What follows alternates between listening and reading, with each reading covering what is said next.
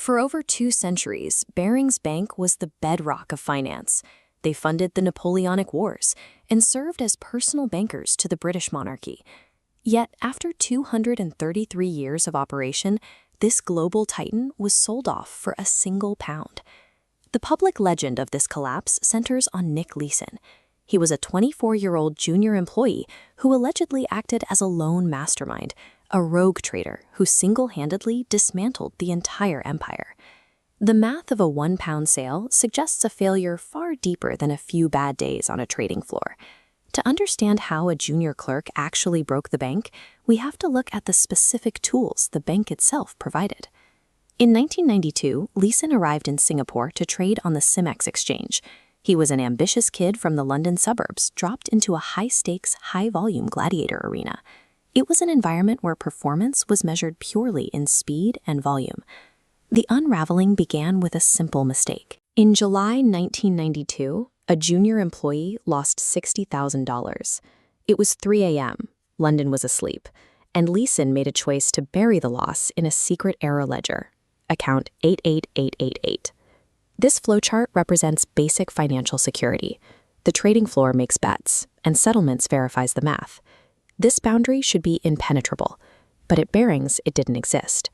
Leeson controlled both roles, making trades and settling books, grading his own homework with no oversight. Hiding that initial $60,000 required no complex hacking. It was the mechanical result of a bank abandoning internal security controls to save on overhead. The market began moving against Leeson's hidden positions almost immediately. The initial loss triggered daily margin calls, demands for cash to back his desperate bets. To get that cash from London, Leeson relied on methods that were shockingly primitive. He used scissors and glue to forge signatures and invented phantom clients on paper, then faxed the documents to headquarters. This chart shows the compounding math of the fraud. As the losses in account 88888 accelerated, the deficit plunged from $60,000 to $35 million, and eventually bottomed out at $320 million. Leeson spent every day expecting a knock on the door to end the charade. He later described the stress of maintaining the illusion as he waited for the bank's internal auditors to finally notice the math didn't add up. But London accepted those cut-and-paste faxes as absolute truth. They continued to wire hundreds of millions of dollars to Singapore without verifying a single phantom asset. The blindness was reinforced by profit. The CIMEX exchange ignored the massive trading irregularities because Leeson was generating enormous fee volume, while the Barings board looked the other way because he claimed to be their most profitable earner.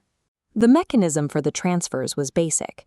Every day, Leeson's assistant would check their bank overdraft and request that exact amount from London to fill the hole. By early 1995, London unquestioningly wired $800 million to Singapore in just 2 months. This was twice the total capital of the entire bank, sent under the belief that every dollar was risk-free and backed by clients. Leeson had become too big to question. The executives were so dependent on the narrative of his success that an investigation posed a greater threat to their annual bonuses than continuing to trust him. The collapse finally arrived in February 1995, when a junior clerk performed the scrutiny the executives had avoided. He checked the underlying figures and realized the missing yen couldn't possibly exist. Leeson immediately abandoned his desk, grabbed his wife, and fled the country.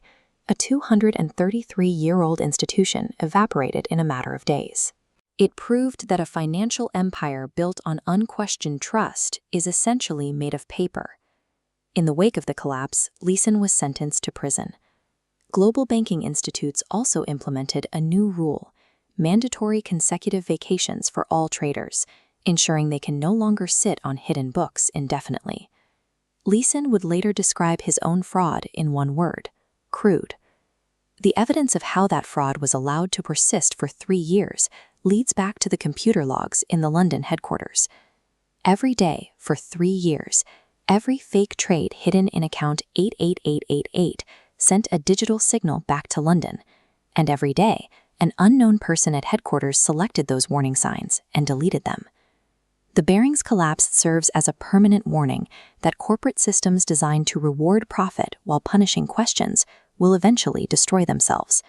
When an institution chooses to be willfully blind, its own structure becomes the tool of its destruction.